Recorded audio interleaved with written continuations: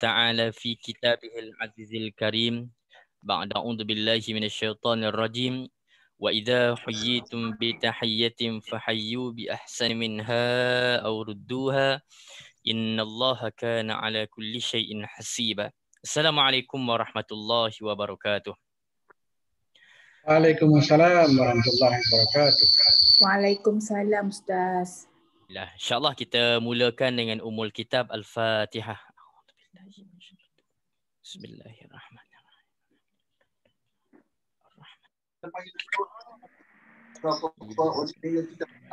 Jadi sama misalnya kita fi apa nama yang si kamu di yang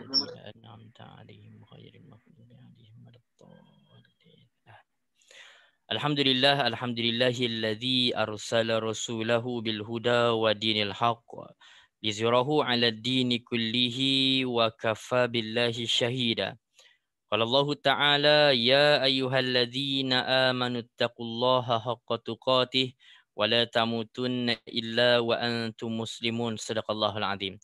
Alhamdulillah, marilah sama-sama kita panjat kesyukuran pada Allah. Allah Ta'ala masih lagi panjangkan umur kita. Masih lagi diberi kesempatan sama-sama kita dapat hidup dan mengisi hidup kita dengan perkara-perkara yang baik. Alhamdulillah. InsyaAllah pada pagi ini kita sambung perbincangan kita dalam tadabbur kita. Seingat saya kita masih lagi berada dalam surah Al-Qamar. Surah Al-Qamar. Yang mana sambungan kita pada hari ini ialah pada ayat yang ke-33. Jadi boleh buka surah Al-Qamar ayat yang ke-33. Jadi sepintas lalu dalam perbincangan yang lepas bulan Ramadan kan, kita tengok berkaitan dengan kisah-kisah umat terdahulu dalam surah ini.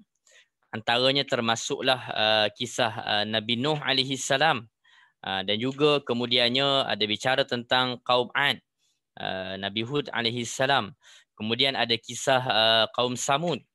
Dan hari ini insya-Allah kita akan tengok sedikit ulang kaji berkaitan dengan kisah umat terdahulu ini, iaitu dalam ayat yang ke-33 berkaitan dengan suatu kaum yang ceritanya terdapat juga dalam surah-surah yang lain. Surah Al-Qamar ni ringkas. Kemudian kita tengok sikit tambahan mungkin daripada surah-surah yang lain, iaitu kaum yang saya maksudkan ialah kaum Lut, kaum kita kata Nabi Lut alaihi salam. Okey. Kita akan tengok tentang kaum ini bermula dengan ayat yang ke-33. Kita tengok sama-sama cerita ini dengan surah Al-Qamar ini pada ayat yang ke-33. Jadi kita tengok dulu berkaitan dengan kumpulan ayat dalam surah ini daripada ayat yang ke-33 sampai ayat yang ke-40.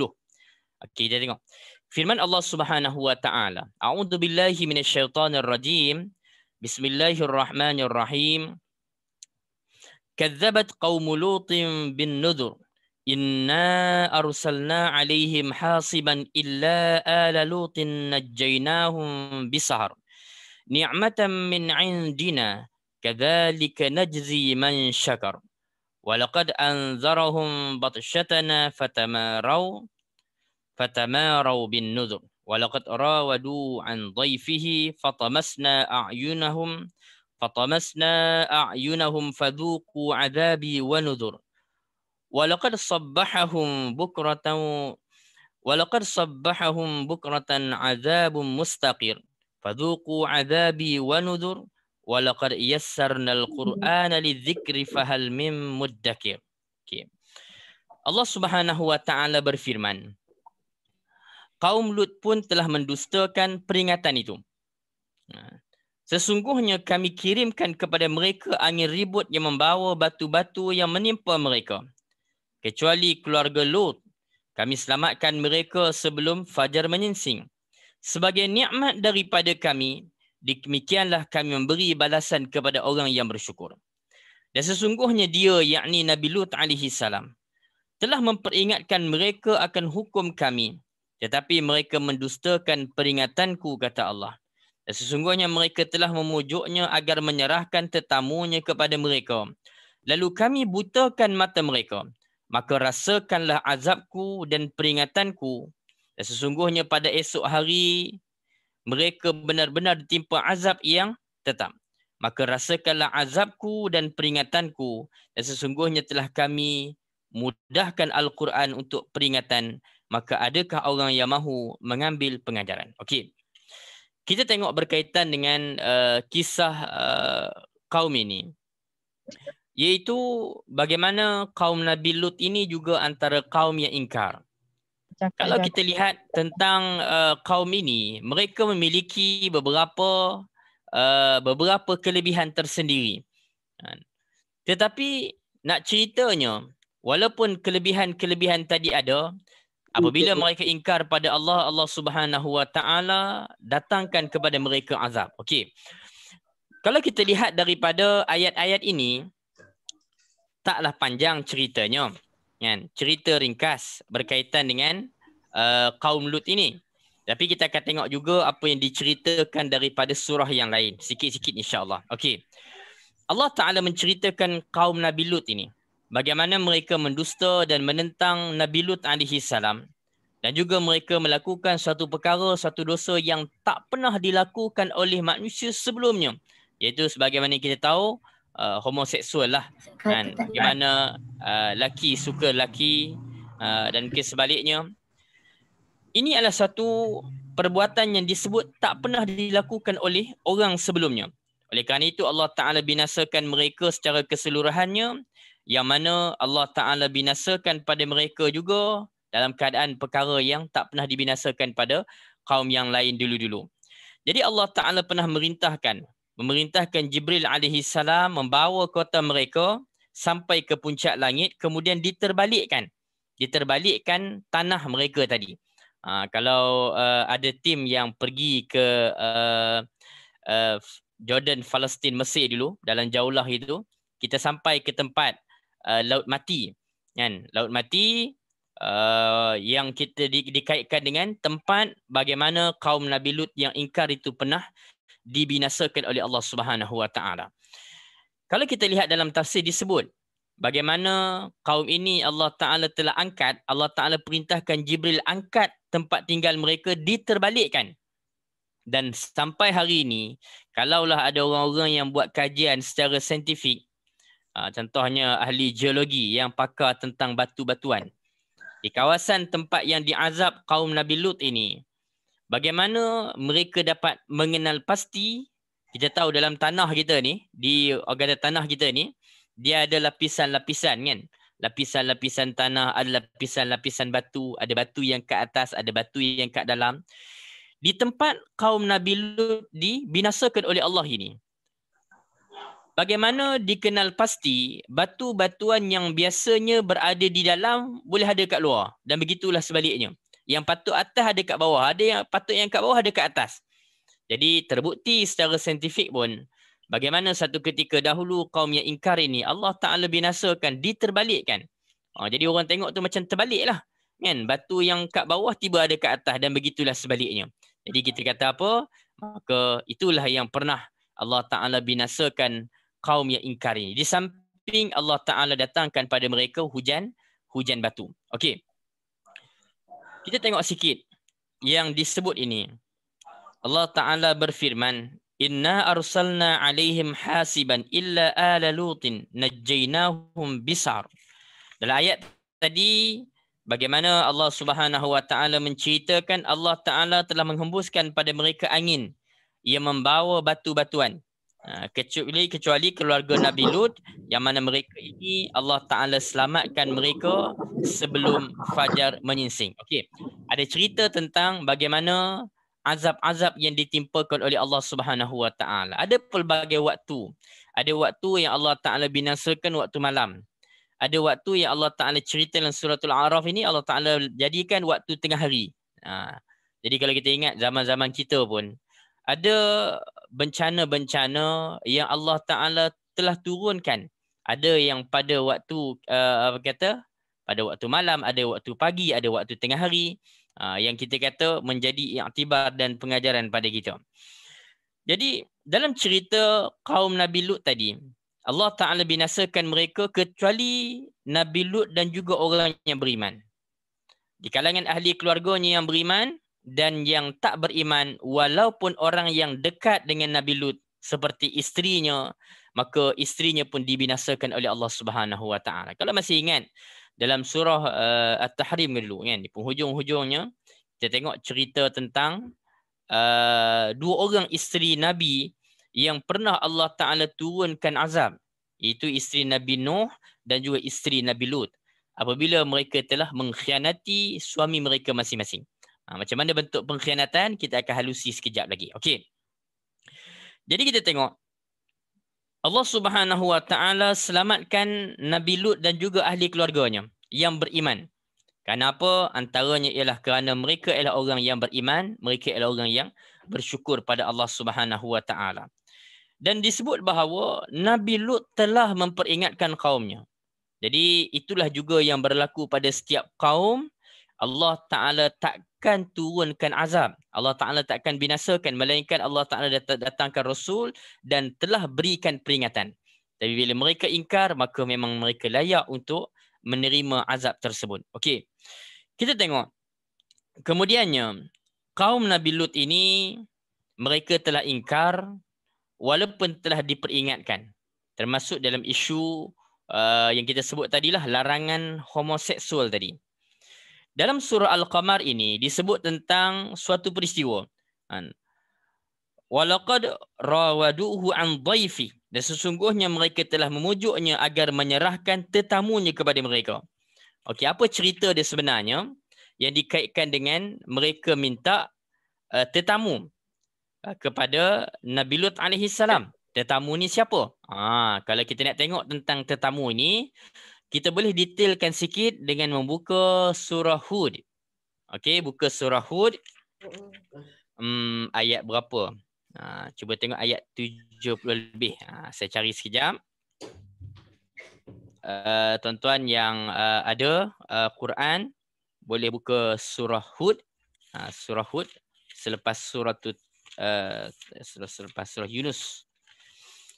Ayat nak bagi komplit sikit, kita tengok daripada ayat 69. Nak kaitkan dengan siapa tetamu tadi. Ibu ayah sekalian buka muka surat 229, 230, 231. Tengok ayat muka surat 229 dulu. Surah Hud. Okey. Siapa tetamu yang diminta oleh kaum Nabi Lut tadi? Okey, tetamu ni sebenarnya sebelum dia sampai kepada Nabi Lut, tetamu ni telah datang kepada Nabi Ibrahim alaihissalam. Ini cerita sikit. Okey, sebelum kita masuk cerita Nabi Lut, sambil-sambil nak cerita bab tetamu tadi, kita buka ayat daripada ayat 69. Nak kaitkan dengan tetamu tadi. Okey, surah Hud ayat 69. Allah Subhanahu Wa Ta'ala berfirman, "Walaqad ja'at rusuluna Ibrahim bil busyra qalu salama. Qala salamun fama labisa an ja'a bi'ajlin haniz." Okey. Allah Ta'ala berfirman, dan sesungguhnya utusan-utusan kami. Jadi utusan-utusan inilah yang dimaksudkan dengan tetamu tadi. Siapakah utusan tadi? Sebenarnya utusan-utusan ini ialah para malaikat Allah. Telah datang kepada Nabi Ibrahim dengan membawa khabar gembira. Mereka yakni tetamu tadi mengucapkan selamat sejahtera. Nabi Ibrahim pun jawab balik selamat sejahtera. Maka tidak lama kemudian Nabi Ibrahim menghidangkan daging anak lembu yang dipanggang. Ini cerita tetamu tadi. Okey. Siapakah tetamu tadi? Kalau kita lihat dalam tafsir, dikaitkan bahawa tetamu ini antaranya ialah Jibril alaihissalam. Jibril alaihissalam dan juga malaikat Mikail dan juga Israfil. Malaikat Jibril, Mikail dan juga Israfil. Dalam tafsir disebut tiga orang ni. Tiga malaikat ini. Mereka datang bukan dalam rupa malaikat. Mereka datang dalam rupa lelaki. Jadi sebab itu, bila mereka datang, Nabi Ibrahim tak kenal mereka malaikat. Nabi Ibrahim ingat mereka ni tetamu yang dia memang tak kenal. Dan dalam ayat tadi disebut bahawa tetamu-tetamu tadi bagi salam. Qala salama. Kan? Nabi Ibrahim jawab, Qala salamun. Dalam tafsir Ibnu Katsir, dia perincikan perkataan salama dan juga salamun yang diberikan oleh malaikat tadi, tetamu tadi, dan dijawab oleh Nabi Ibrahim, dikatakan bahawa jawapan Nabi Ibrahim itu, salamun itu, dari sudut nilaian dia, panjang dia, ataupun kita kata nilai penghormatannya, lebih baik daripada ucapan yang diberikan oleh tetamu tadi. Okey, di sini ada dua pengajaran. Yang pertama, kita kalau jadi tetamu, pergi rumah orang bagi salam. Itu yang pertama. Yang kedua, kita sebagai tuan rumah, bila orang bagi salam, kita kena jawab salam. Dan perincian daripada tafsir Ibnu Katsir tadi yang disebut tentang perkataan yang dijawab oleh Nabi Ibrahim tadi lebih baik daripada ucapan yang diberikan oleh malaikat tadi, memberi gambaran pada kita, iaitu kalaulah kita diberi penghormatan, maka balaslah dengan lebih baik. Okey, dalam ayat yang lain Allah Ta'ala berfirman, kalau ibu ayah perasan, saya selalu muqaddimah tazkirah ke ucapan saya akan baca ayat Al-Quranul Karim, wa idza huyyitum bi tahiyyatin fahayyu bi ahsana minha aw rudduha. Sebelum bagi salam saya baca ayat tu. Ayat ini cerita apa? Kalaulah kita diberi penghormatan, kata Allah, wa idza huyyitum, bila kamu diberi penghormatan dengan suatu penghormatan, maka balaslah penghormatan itu dengan penghormatan yang lebih baik ataupun sama je. Okey, maksudnya apa? Islam ajar kita bila orang bagi penghormatan, balas dengan lebih baik. Ataupun paling kurang sama. Paling kurang sama. Jangan kurang daripada penghormatan yang diberikan. Contoh dari sudut kita ucapan salam kan. Kan ada salam pendek, salam panjang kan. Contoh kalau orang bagi Assalamualaikum, yang terbaik jawablah bagi lebih. Waalaikumsalam warahmatullahi contohnya. Kan? Paling kurang Waalaikumsalam, pendek sama juga. Jangan sampai orang bagi Assalamualaikum warahmatullahi, kita jawab Waalaikumsalam. Pendek daripada ucapan yang diberikan. Jadi pengajarannya apa? Kalau orang bagi penghormatan, jawablah bagi lebih. Paling kurang sama. Yang terbaik bagi lebih lah. Okey. Dan dalam kisah Nabi Ibrahim tadi yang didatangi oleh tetamu-tetamu tadi, jadi Nabi Ibrahim jawab lebih. Dan Nabi Ibrahim buat apa? Dia hidangkan anak lembu yang dipanggang. Ni ada yang puasa hari Isnin kan, tengah-tengah hari ni, tiba-tiba cerita pula daging panggang. Ini daging panggang bukan daging import, daging fresh. Dah daging fresh, anak lembu pula. Lembut ni. Kira memang sedap lah daging panggang ni kan. Tak cerita bab harimau menangis ke apa lagi kan. Tapi nak ceritanya yang terbaik. Okey. Dalam tafsir disebut bahawa itulah makanan terbaik yang ada di rumah Nabi Ibrahim. Betul Nabi Ibrahim hidangkan. Dengan arti kata lain, kalau kita jadi tuan rumah, tetamu datang, yang terbaik hidanglah makanan yang terbaik yang ada di rumah kita. Budaya ini, uruf ini sangat-sangat dihidupkan oleh orang Arab. Orang Arab ni kalau kita pergi rumah dia, Masya Allah, dia akan bagi layan tetamu terbaik. Sebab tu kita kata hari pertama terima tetamu ni kalau boleh bagi yang sebaik mungkin. Kan?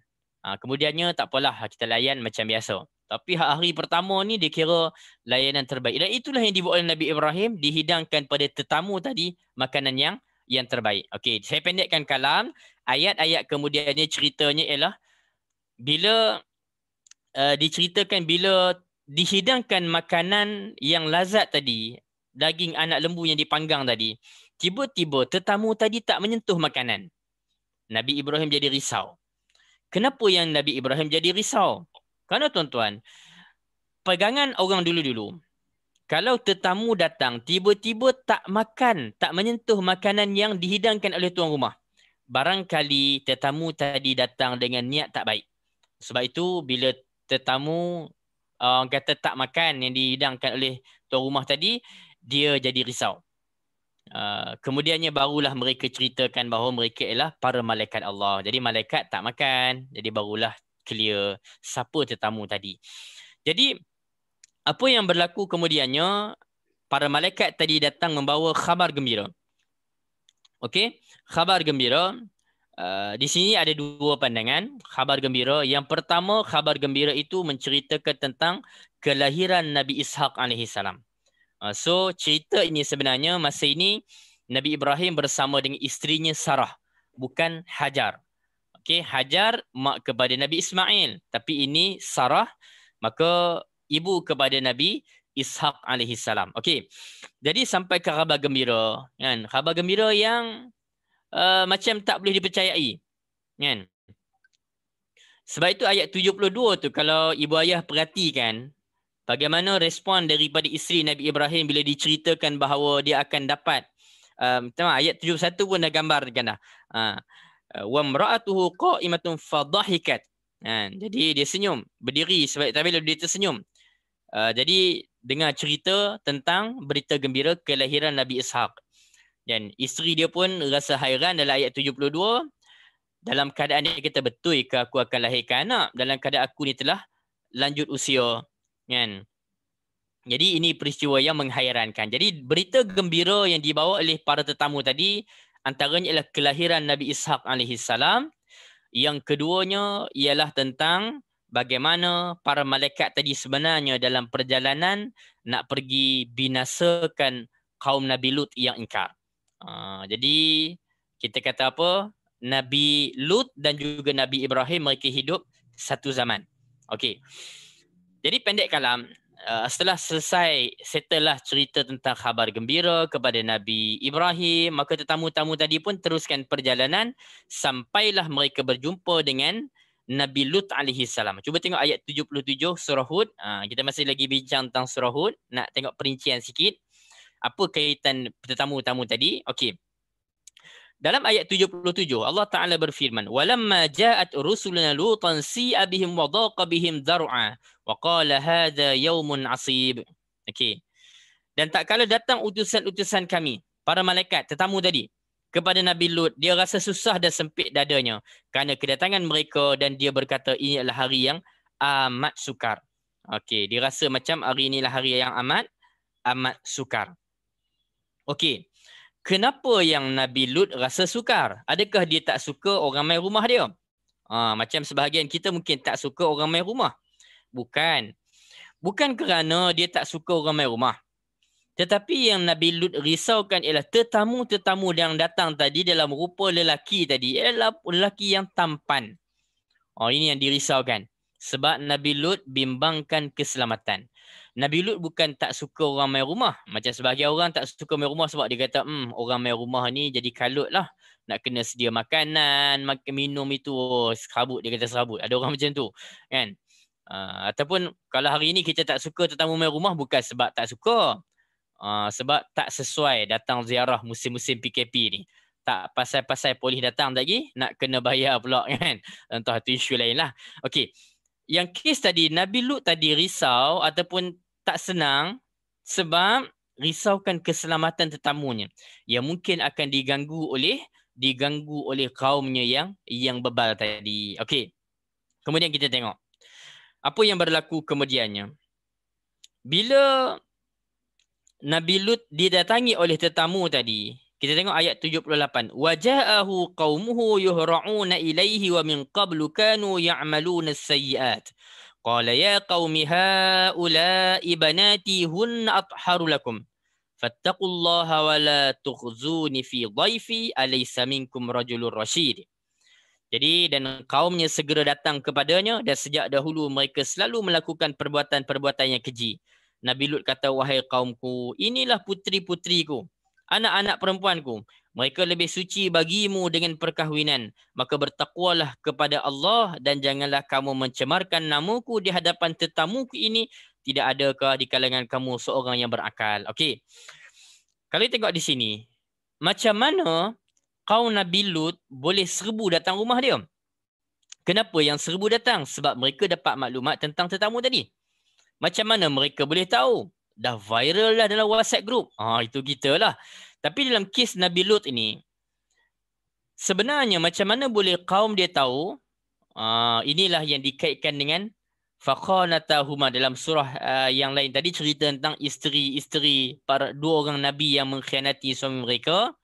Rupa-rupanya isteri Nabi Lut lah yang membocorkan rahsia. Isteri Nabi Lut lah yang bocorkan rahsia bagi tahu pada kaumnya, ni kat rumah kami ni ada tetamu-tetamu yang tampan. Jadi daripada maklumat daripada isteri Nabi Lut itulah kemudiannya datang kaumnya tadi. Bakal datang nak serbu. Jadi bila macam tu, Nabi Lut cuba juga kontrol.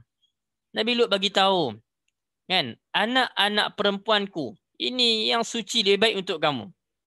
Okey, walau bagaimanapun dalam tafsir sebut anak-anak perempuan yang dimaksudkan di sini bukanlah maksudnya Nabi Lut offer anak perempuan anak kandung dia. Bukan. Tetapi perkataan banati, anak perempuan di situ maksudnya ialah wanita-wanita yang menjadi kaum Nabi Lut. Termasuklah isteri-isteri mereka-mereka yang ingkar tadi. Nabi Lut menggunakan perkataan anak perempuan bukan bermaksud anak kandung. Tetapi bagi para Nabi, kaumnya ini seperti anaknya sendiri. Jadi perkataan itu, saya ulang sekali lagi, bukanlah bermaksud anak kandung. Tetapi anak perempuan di situ ialah maksudnya ialah wanita-wanita yang menjadi kaumnya. Kerana para Nabi ini menganggap kaumnya seperti anaknya sendiri. Jadi termasuk wanita-wanita itu siapa? Isteri-isteri kepada mereka yang berkeinginan pelik ini. Jadi dah bagi tahu dah. Jadi janganlah kamu duk malukan aku ni. Dan ayat yang ke-79 adalah respon daripada kaumnya. Mereka jawab apa? Sesungguhnya, kan, qalu laqad alimta ma lana fi banatika min haqqin wa innaka la ta'lamu ma nurid. Kan, mereka jawab, sungguhnya kamu tahu kami ni tak ada keinginan terhadap perempuan-perempuan tu. Sesungguhnya kamu memang mengetahui apa yang sebenarnya kami kehendaki. Jadi clear, mereka menyatakan mereka nak tetamu-tetamu lelaki tadi. Jadi Nabi Lut kata, kita tengok dalam ayat tadi, qala law anna li bikum quwwatan aw awi ila ruknin syadid. Nabi Lut kata, kalaulah aku mempunyai kekuatan untuk menentang kamu dan kalau aku dapat berlindung pada keluarga yang kuat, tentu aku akan lakukan. Jadi kalau dia kuat, mesti dia akan hukum ataupun dia akan binasakan ataupun dia akan melakukan suatu benda yang keras kepada kaumnya tadi. Maka setelah itu ayat 81 barulah tetamu-tetamu tadi cerita. Okey? Sebelum ayat 81 tu maksudnya Nabi Lut tak tahu lagi bahawa mereka tadi adalah para malaikat Allah. Jadi kemudiannya para malaikat tadi pun mengaku, qalu ya Lutu inna rusulu rabbika lan yasilu ilaik fa'asri bi ahlika biqit'in minal laili wa la yaltafit minkum ahadun illa imra'atak innahu musibuha ma asabahum inna maw'idahum as-subh alaysa as-subhu biqarib. Okey. Ayat 81, para utusan yakni malaikat berkata, wahai Lut, sesungguhnya kami adalah utusan-utusan Tuhanmu, sekali-kali mereka tidak akan dapat mengganggu kamu, sebab itu pergilah dengan membawa keluarga dan pengikut-pengikut kamu di akhir malam dan janganlah ada seorang pun di antara kamu yang tertinggal kecuali isterimu. Sesungguhnya dia akan ditimpa azab yang menimpa mereka dan sesungguhnya saat jatuhnya azab pada mereka ialah pada waktu subuh, waktu pagi. Bukankah subuh itu sudah dekat? Okey. Ada beberapa poin di sini. Yang pertama kita kata barulah para tetamu tadi bagi tahu mereka ialah malaikat. Jadi sebenarnya tetamu dalam surah Al-Qamar yang kita bincang tadi yang diminta oleh kaumnya ialah para malaikat yang datang dalam rupa lelaki yang tampan. Itu kena clear balik surah Al-Qamar tadi. Kemudiannya dalam surah Hud tadi juga ayat 81 tadi jaminan daripada malaikat bahawa kaumnya tadi tidak akan mampu mengganggu dia. Sebab Nabi Lut dan juga keluarganya yang beriman di bawah perlindungan Allah. Kemudiannya, arahan daripada malaikat kepada Nabi Lut supaya keluarlah daripada kampung ataupun kota mereka. Malam itu juga. Kena keluar malam. Sebab apa? Kaumnya ini akan diazab oleh Allah pada waktu subuh ataupun pada waktu pagi. Ini pesanan daripada para malaikat. Okey. Kalau kita tengok surah Al-Qamar tadi, ibu ayah sekalian, kalau tengok dalam surah Al-Qamar tadi, Allah Ta'ala ada sebut mana tadi? Okey, ayat 37 surah Al-Qamar. Patah balik surah Al-Qamar, ayat yang kita bincang hari ini. Fatamasna a'yunahum fadhuqu 'adzabi wa nuzur. Ayat 37 tadi di mana disebut bahawa kami butakan mata mereka, maka rasakanlah azabku dan ancaman-ancamanku. Okey. Dalam riwayat disebut dan tafsir disebut bahawa bila mereka dah macam nak pecah pintu rumah Nabi Lut tu, nak dapatkan tetamu-tetamu tadi, dan Nabi Lut pun rasa bimbang, Para malaikat tadi pun bagi tahu jangan kau bimbang sekian-sekian, maka apa yang berlaku, Jibril pun keluar menemui mereka lalu memukul mata mereka dengan hujung sayapnya sehingga mata mereka menjadi buta saat itu juga. Sampai mereka jadi buta. Teraba-raba dalam keadaan pada ketika dalam keadaan kesakitan. Jadi sebelum kena azab yang cerita tentang bumi diterbalikkan dan hujan batu tadi, maka kaum Nabi Lut yang ingkar, yang cuba nak memecah masuk rumah dia tadi, telah dipukul oleh Jibril pada mata mereka sehingga mereka menjadi buta. Ini yang berlaku pada kaum Nabi Lut alaihi salam tadi. Okey. Kemudiannya dalam ayat 38 balik pada surah Al-Qamar, sekali kita tengok sikit surah Hud. Jadi Allah Taala turunkan azab kepada mereka dan azab itu dalam rupa hujan batu dan juga bumi diterbalikkan. Ada dua di situ yang boleh kita faham di sini, iaitu mereka diturunkan dengan azab, antaranya ialah hujan batu. Begitu juga yang disebut dalam surah Hud tadi ayat 82, Allah Taala sebut falamma jaa amruna ja'alna 'aliyaha safilaha wa amtarna 'alayha hijaratan min sijilin mandud.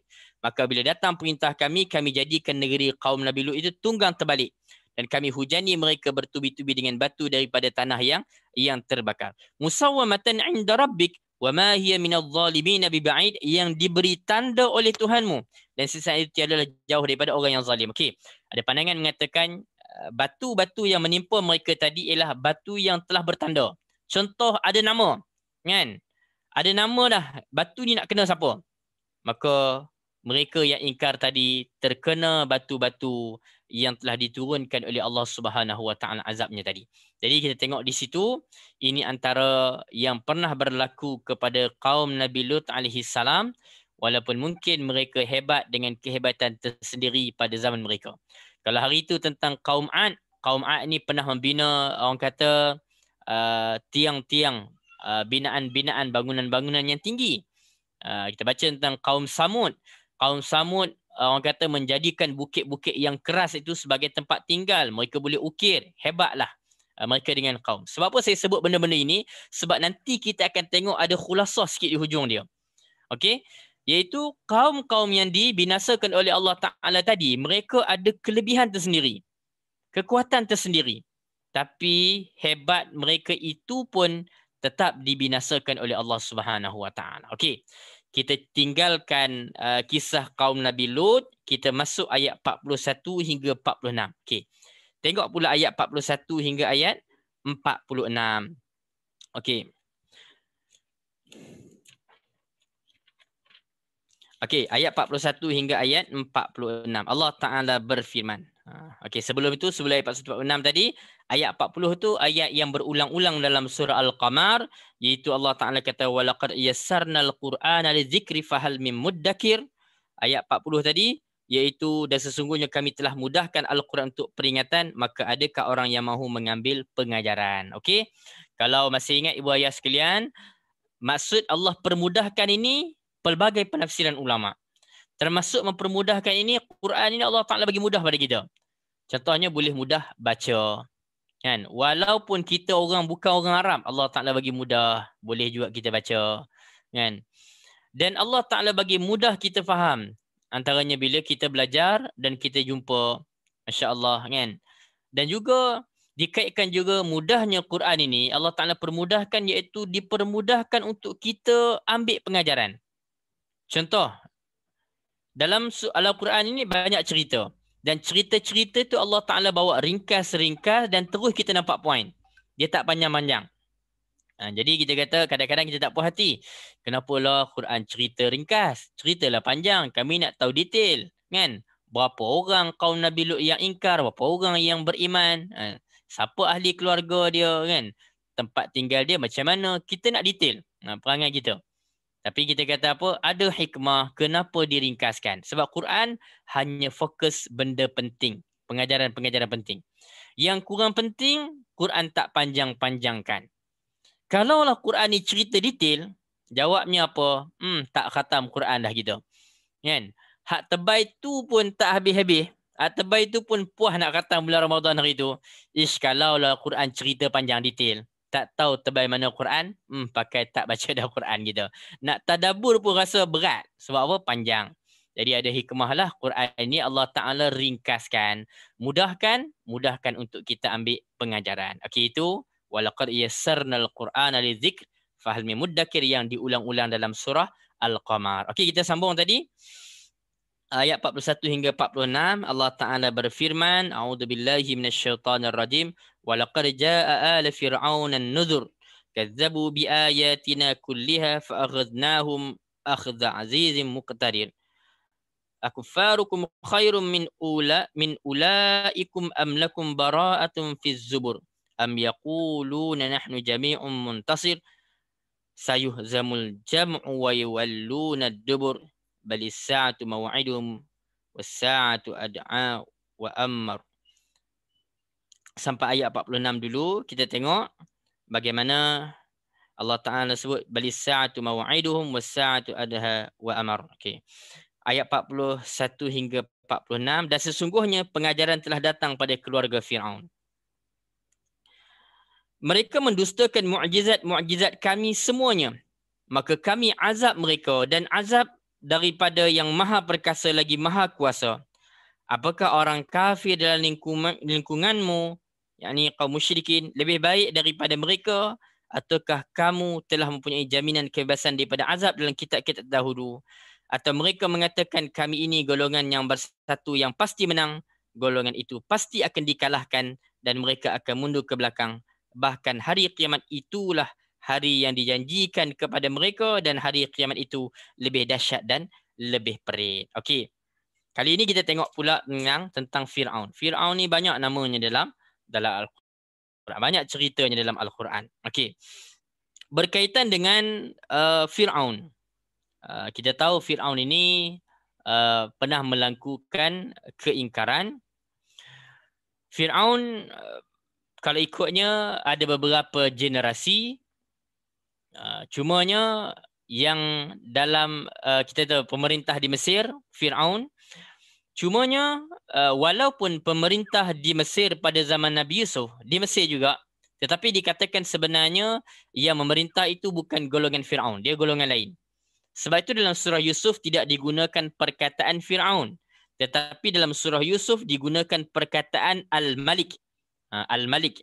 So kita kena bezakanlah perbezaan di antara Al-Malik dengan Fir'aun. Walaupun Fir'aun inilah gelaran bagi pemerintah di Mesir. Okay. Ada beberapa generasi. Okay. Disebut bahawa sesungguhnya telah datang kepada Fir'aun ancaman-ancaman. Mereka mendustakan mukjizat kami semuanya, lalu kami azab mereka sebagai azab yang daripada yang maha perkasa lagi maha berkuasa. Okey. Kalau kita tengok, Allah Subhanahu Wa Taala telah berikan pada Nabi Musa alaihi salam ni banyak mukjizat. Lepas tu nabi yang paling banyak mukjizat ialah Nabi Musa alaihi salam. Kenapa? Sebab dia berhadapan dengan kaum yang ingkar. Yang pertama yang ingkar Fir'aun lah. Kemudiannya dah diselamatkan daripada Fir'aun. Fir'aun pula kata mati kelemasan. Yang ingkar padanya ialah Bani Israel. Bani Israel, kita kena faham, Bani Israel ni, mereka ini ditindas oleh Fir'aun. Nabi Musa selamatkan mereka. Dah selamat, tiba-tiba tak bersyukur, mereka ingkar. Jadi Nabi Musa berhadapan dengan mereka ini dan Nabi Musa ialah nama Nabi yang paling banyak disebut dalam Al-Quranul Karim. Okey. Jadi Allah Ta'ala cerita Fir'aun dan bala tenteranya. Mereka didatangi oleh Rasul. Siapa Rasul? Nabi Musa dan juga Nabi Harun. Bawa khabar gembira. Kalau mereka mau beriman. Tapi apa yang berlaku? Mereka membenci peringatan yang dibawa oleh Nabi Musa dan juga Nabi Harun tadi. Disebut bahawa Allah Ta'ala berikan mukjizat kepada para Nabi ini. Dengan pelbagai tanda-tanda kekuasaan yang macam-macam. Ini yang geng-geng Arab jahiliah musyrikin Mekah tak puas hati. Mereka kata, kalaulah benar kamu Nabi, kan, bawakan kepada kami mukjizat-mukjizat. Benda-benda yang pelik-pelik. Yang macam nabi-nabi dulu. Kan?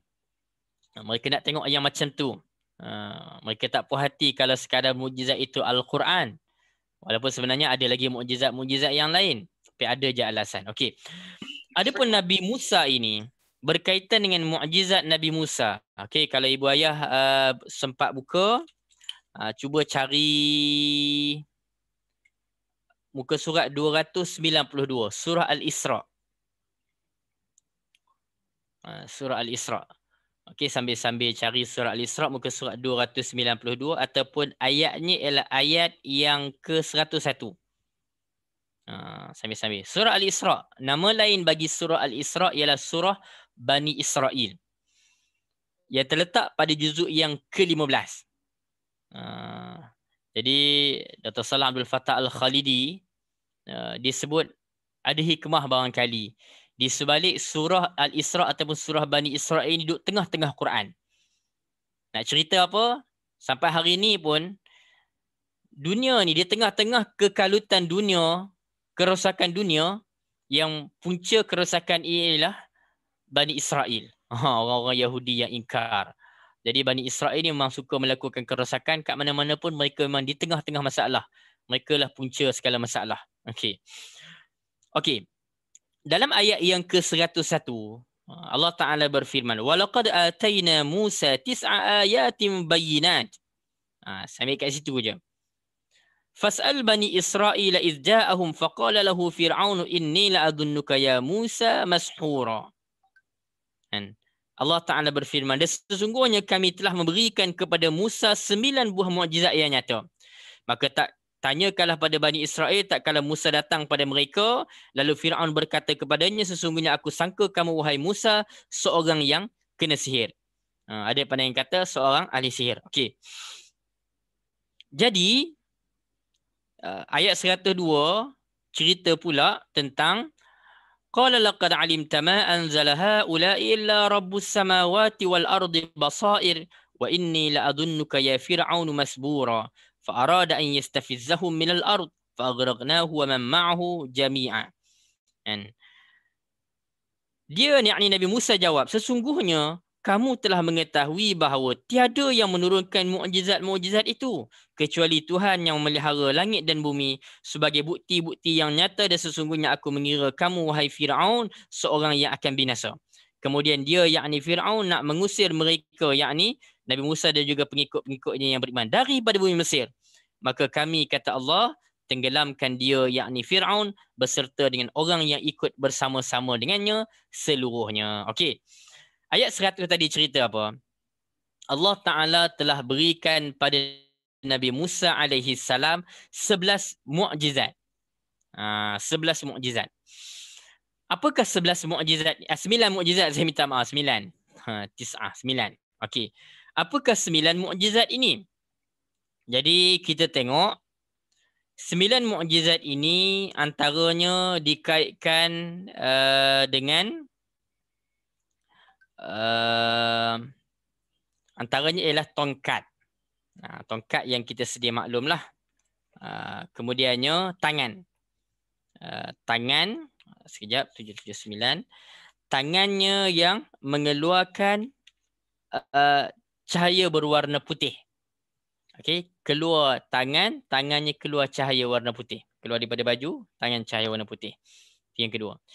Yang ketiga, mukjizat yang ketiga ialah belalang. Belalang, kutu, katak dan darah. Okey. Disebut sebelum belalang semua tadi sebenarnya taufan. Saya lupa sebut taufan. Taufan ni datang bila? Taufan ni datang setelah kemarau. Jadi pada zaman Nabi orang kata Nabi Musa alaihissalam ataupun kepada Fir'aun ini, Allah Ta'ala juga pernah turunkan kemarau yang kemudiannya datang pula taufan. Dah kemarau mereka tak mampu hadapi, datang pula taufan. Jadi taufan tadi. Okey. Yang belalang, kemudian belalang kutu, katak dan darah. Ceritanya apa? Allah Ta'ala pernah turunkan belalang yang banyak. Bukan yang hanya sekadar memusnahkan tanam-tanaman, bahkan lebih daripada itu. Sampai mereka tak tahan. Bila tak tahan, datang pada Nabi Musa, minta Nabi Musa berdoa agar Allah Ta'ala angkat bala bencana ini. Dengan janjinya ialah, kalaulah diangkat bala bencana ini, kami nak beriman. Tapi apa yang berlaku? Mereka ingkar. Nabi Musa ni baik, doa Allah Ta'ala angkat belalang. Mereka ingkar. Bila dah ingkar, mereka mungkiri janji, tak beriman, Allah Ta'ala datangkan pula kutu. Datang kutu yang membinasakan. Macam tadi juga, mereka datang pada Nabi Musa, minta Nabi Musa doa, diangkat bala bencana. Dengan janjinya nak beriman. Cerita ni ada dalam suratul A'raf. Boleh tengok dalam suratul A'raf. Kemudiannya, tak juga beriman. Dah kemudiannya, didoakan, diangkat bala bencana, tak juga beriman. Ingkar. Allah Ta'ala datangkan pula kemudiannya, katak. Kemudian pada itu darah. Kan? Pergi mana-mana pun ada darah. Kan? Buka bekas buka periuk ada darah. Kan? Ambil air ada darah. Jadi macam-macam dalam bentuk darah tadi. Jadi darah. Adapun kemudiannya berkaitan dengan lautan. Mukjizat aslinya adalah lautan. Bila dah ingkar juga sama peringkat lautan tadi, yakni lautan yang terbelah, terselamatnya Nabi Musa dan juga orang beriman, dan tenggelamnya Firaun. Ini juga mukjizat. Kan? Dan mukjizat yang keseterusnya ialah gunung. Yakni dikaitkan dengan Tursina. Gunung Sinai yakni Tursina. Apa yang berlaku berkaitan dengan Tursina ini? Ini Allah Ta'ala berikan pada Bani Israel. Bani Israel pernah minta benda pelik-pelik. Kan? Dan pernah Allah Subhanahu Wa Ta'ala angkat Tursina ke atas mereka. Asal Allah Ta'ala ambil janji. Nak beriman ke tidak. Allah Ta'ala angkat Tursina. Ini antara benda-benda yang berkaitan dengan 9 mukjizat. Walau bagaimanapun, kata ulama tafsir, masih ada lagi mukjizat-mukjizat yang lain di samping 9 ini. 9 benda yang besar-besar. Dan sebenarnya banyaknya mukjizat memberi gambaran ingkarnya kaum Nabi Musa ini. Kan? Memberi gambaran apa? Nabi Musa ini berhadapan dengan kaum yang sangat ingkar. Kerah kepala, bebal. Jadi layaklah mukjizat tadi datang dengan begitu banyak sebab nak cover balik kebebalan mereka. Tapi mereka tetap juga menjadi kaum yang bebal. Sebab tu Bani Israel antara kaum yang begitu bebal. Okey, kemudian kita tengok. Ibu ayah sekalian, kita tengok berkaitan dengan kembali kepada surah Al-Qamar. Jadi nak ceritanya ialah bagaimana Firaun mengingkari Nabi Musa AS dan juga Nabi Harun. Dan akibatnya mereka pun telah dibinasakan oleh Allah Subhanahu Wa Ta'ala di dunia lagi. Di dunia lagi, Firaun tadi kita tahu bagaimana kemudian dia mati kelemasan.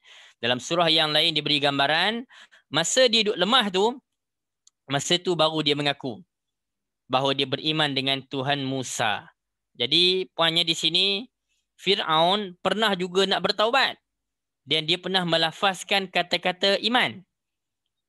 Tetapi masa itu ialah masa yang telah tamat.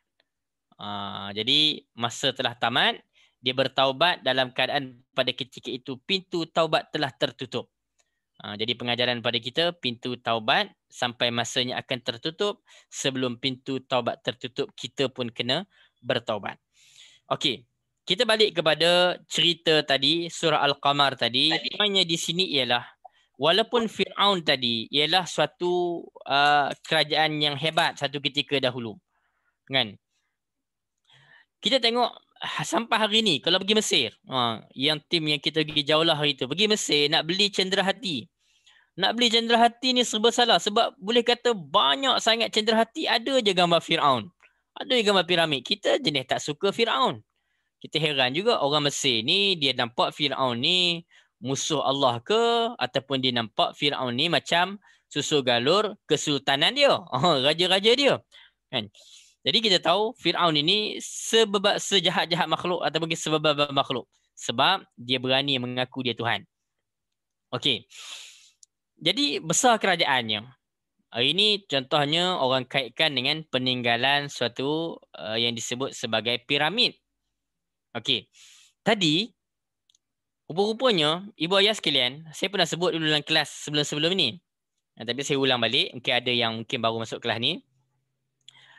Kebiasaannya para mukjizat ini, mukjizat para rasul ni Allah Taala bagi ni sesuai dengan zaman. Okey, contoh Firaun tadi, zaman Nabi Musa tadi, Firaun diperkuatkan dengan ahli sihir. Maka sebab itu Allah Taala bagi kepada Nabi Musa tongkat yang mengalahkan ahli sihir. Nabi Isa berhadapan dengan kaum yang hebat dengan ilmu perubatan. Allah Taala bagi mukjizat pada dia, boleh sembuhkan penyakit buta, sopak, bahkan menghidupkan orang yang telah mati.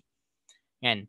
Nabi Muhammad SAW hidup pada ketika itu juga adanya kaum yang hebat dengan kesusastraan. Maka Allah Ta'ala datangkan Al-Quran menewaskan kesusastraan mereka. Di samping banyak lagi kelebihan Al-Quranul Karim. Jadi poinnya di sini, mukjizat ini mesti sesuai dengan zaman. Kebiasaannya sesuai dengan zaman. Okey. Timbul persoalan. Macam mana pula tentang mukjizat Nabi Musa tadi, keluar tangan yang keluar cahaya putih? Dalam Quran sebut secara spesifik cahaya warna putih. Kan? Apa signifikan dengan mukjizat ini? Saya ingat beberapa tahun lepas ada kuliah subuh di Masjid Hasanah. Seorang doktor dia kuliah subuh tentang mukjizat tadilah. Mukjizat Nabi Musa disentuh. Lalu dibuat kesimpulan. Masa itu dia kaitkan juga kesimpulan ini dalam teori yang dikaji. Wallahu alam. Kesimpulan yang dia buat ialah kesimpulan daripada kajian-kajian lain yang dibuat. Piramid ni apa? Orang bahas. Ada yang kata piramid ini kubur Firaun. Ada yang kata piramid ini loji jana kuasa elektrik zaman Firaun. Ada yang kata piramid ini bila tak ada idea dia kata ini makhluk asing punya kerja. Itu bila dia tak ada point lah. Jadi dia katakan bahawa ada seorang pengkaji. Dia ni pakar tentang pembinaan lah. Kejuruteraan. Dia pergi buat kajian tentang piramid. Dia tengok batu-batuan, dia kaji tentang struktur dia, perkara-perkara, bahkan lukisan-lukisan di piramid. Dia buat kesimpulan yang pelik, yang mungkin kita tak boleh terima. Orang barat pun tak boleh terima. Iaitu dia kata apa? Sebenarnya piramid ini adalah loji jana kuasa elektrik zaman Firaun. Termasuk ada kajian tentang aliran air di bawah tanah. Dikaji tentang batunya ialah penebat elektrik yang baik. Dia tengok lukisan-lukisan, ada gambar-gambar lukisan yang beri gambaran. Lukisan-lukisan tu ada cerita, ada gambar orang guna lampu, bentuk lampu tanpa wayar. Jadi dia kata zaman tu dah ada teknologi elektrik tanpa wayar, kan? Ada dah lampu tanpa wayar. Dan dia kata dulu Firaun dianggap Tuhan dan juga hebat kerana hanya Firaun yang menguasai elektrik. Istana Firaun ini diterangi dengan lampu elektrik cerah. Jadi kita kata barangkali lampu itu masih lagi teknologi lampu warna kuning. Jadi datang mukjizat ini mengatasi apa yang ada pada zaman itu. Allah Ta'ala bagi pada Nabi Musa mukjizat keluar cahaya warna putih. Dan cahaya warna putih itu dari sudut teknologinya, kalau konteks hari ini pun, dia menewaskan mengatasi lampu yang warna kuning.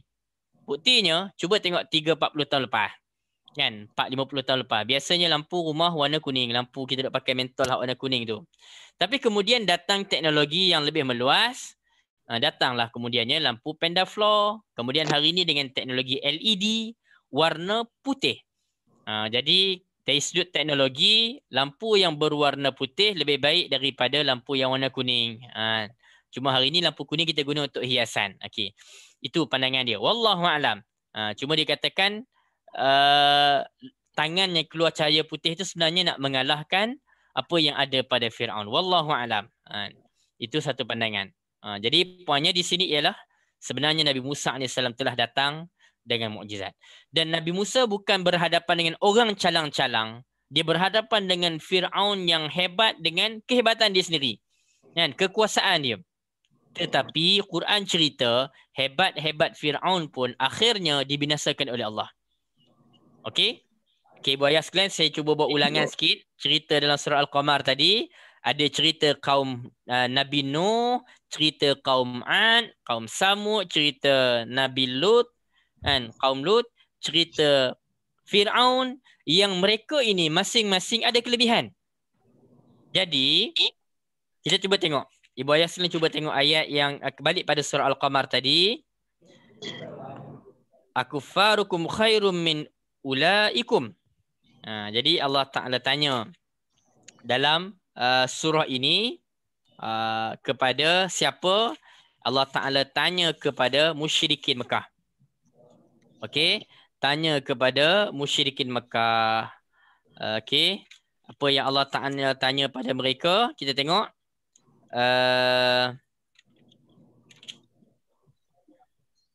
Ayat 43 tadi. Apakah orang kafir dalam kumpulan kamu musyrikin lebih baik daripada mereka? Ataukah kamu telah mempunyai jaminan kebebasan daripada azab dalam kitab-kitab terdahulu? Jadi Allah Ta'ala bawakan cerita-cerita kaum yang hebat tadi, lalu dibandingkan. Kamu, wahai musyrikin Mekah, nak dibandingkan dengan kaum Samud, kaum Ad, Fir'aun, mana lebih kuat? Dari sudut sejarah yang kamu pernah dengar ni, mana lebih kuat? Jadi kita kata kaum dulu berganda-ganda lebih kuat daripada musyrikin Mekah tu. Tapi orang yang berganda-ganda lebih kuat daripada musyrikin Mekah pun mudah untuk Allah binasakan. Apalah sangat kamu ni. Bahasa mudahnya macam tu. Secara tak langsungnya pengajarannya begitu. Orang yang hebat pun Allah Ta'ala boleh binasakan. Kamu ni kacang je lah. Bahasa kita kan. Jadi mudah sangat. Jadi kamu rasa kamu hebat atau bagaimana? Ataukah kamu rasa kamu boleh selamat daripada azab? Apakah kamu telah mempunyai jaminan kebebasan daripada azab dalam kitab-kitab terdahulu? Kan? Adakah kamu dah memiliki jaminan boleh selamat daripada siksaan Allah? Kan? Am yaqulu nahnu jami'un muntasir. Kan? Kalau kita tengok kemudiannya pada ayat yang ke-44 tadi, atau mereka mengatakan kami ni golongan yang bersatu yang pasti menang.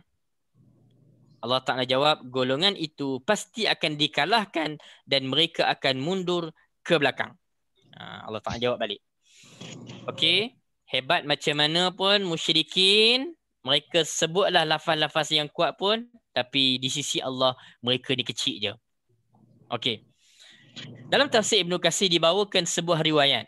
Imam Bukhari meriwayatkan daripada Abdullah bin Abbas radhiyallahu anhuma bahawa Nabi SAW bersabda, ketika itu baginda berada di khemahnya pada peristiwa perang Badar. Ini cerita yang masyhur. Nabi pernah berdoa. Nabi minta pada Allah Subhanahu Wa Taala. Nabi disebut dalam riwayat ini, anshuruka ahdaka wa wa'adaka Allahumma in syi'ta lam tu'bad ba'dal yaumi fil ardi abada. Aku menagih sumpah dan janjimu wahai Allah, jika engkau kehendak, nescaya setelah hari ini engkau tidak akan diibadahi di muka bumi untuk selamanya. Yakni, kalaulah hari ini tentera Badar ni, di medan Badar ni, tentera musyrik menang, engkau tidak akan lagi diibadahi. Jadi Nabi merayu, merintih. Kemudian Sayyidina Abu Bakar radhiyallahu anhu pegang tangan Nabi dan berkata, cukuplah wahai Rasulullah, engkau telah minta dengan sangat kepada Tuhanmu. Maka Nabi pun keluar sambil melompat dengan baju besinya dan Nabi bacakan ayat tadi, kan? Ayat yang disebut tadi, yang ayat 45 tu. Ayat 45, sayuhzamul jam'u wa yuwalluna ad-dubur balis sa'atu maw'iduhum was-sa'atu ad'a wa amar. Balis sa'atu maw'iduhum was-sa'atu adha wa amar. Okey. Disebut, yakni maksudnya ayat 45 tadi, golongan itu pasti akan dikalahkan dan mereka akan mundur ke belakang. Bahkan hari kiamat itulah hari yang dijanjikan kepada mereka dan hari kiamat itu lebih dahsyat dan lebih pahit. Jadi Nabi baca ayat tadi dalam peristiwa apa? Dalam peristiwa perang Badar. Jadi ini yang berlaku pada zaman Nabi SAW. Dan perang Badar tadi menjadi perang yang begitu dahsyat. Sehingga kan ramai di kalangan pembesar-pembesar musyrikin yang mati pada ketika itu. Abu Jahal, kan. Abu Lahab dia tak mati dalam perang, dia duduk dekat Mekah, kan. Dia mati di Mekah, kan. Dalam keadaan penyakit misteri, penyakit yang dahsyat juga. Okey. Perang Badar, saya ulang ada yang pernah saya sebut dulu, perang Badar berlaku. Sebelum perang Badar itu pernah berlaku peristiwa yang masyhur juga diceritakan oleh Abdullah bin Mas'ud. Satu hari Abdullah bin Mas'ud tengok bagaimana musyrikin Mekah, Abu Jahal dengan kawan-kawan duk sembang-sembang. Sembang-sembang, siapa yang berani pergi ambil perut unta yang busuk itu letak belakang Muhammad. Dia cabar. Lalu adalah orang yang paling celaka di kalangan mereka. Ambil perut unta yang busuk tadi letak belakang Nabi SAW. Nabi dalam keadaan sujud masa itu. Berterusan sujud lama. Abdullah bin Mas'ud kata, aku rasa hina sangat hari itu sebab aku tak mampu nak bela Nabi masa itu. Kan? Zaman yang dahsyat masa itu. Sehinggalah kemudiannya datang Fatimah. Ini anak Nabi sallallahu alaihi wasallam yang membersihkan belakang Nabi. Kan? Nabi bangun, Nabi doa, Nabi sebut nama seorang-seorang. Abu Jahal dan kawan-kawan tadi yang sedang mentertawakan Nabi, menghina Nabi. Yang kata Abdullah bin Mas'ud, aku menjadi saksi nama-nama yang Nabi doakan tadi mereka mati masa perang Badar Al-Kubra. Jadi perang Badar itu menjadi suatu azab yang juga dahsyat kepada musyrikin Makkah. Bahkan sebenarnya bukan itu saja, mereka akan berhadapan dengan hari kiamat yang lebih dahsyat daripada segala azab yang diterima semasa di dunia. Okey, itu sampai ayat 46. Kita sambung ayat 47. InsyaAllah kita cuba habiskan surah Al-Qamar pada hari ini. Allah Subhanahu wa taala berfirman, Innal mujrimina fi dhalalin wa su'ur yawma yushabuna fin nari ala wujuhihim dhuqu massa saqar inna kulla shay'in khalaqnahu biqadar wa ma amruna illa wahidatun kalamhin bil basar wa laqad ahlakna asya'akum fahal min muddakir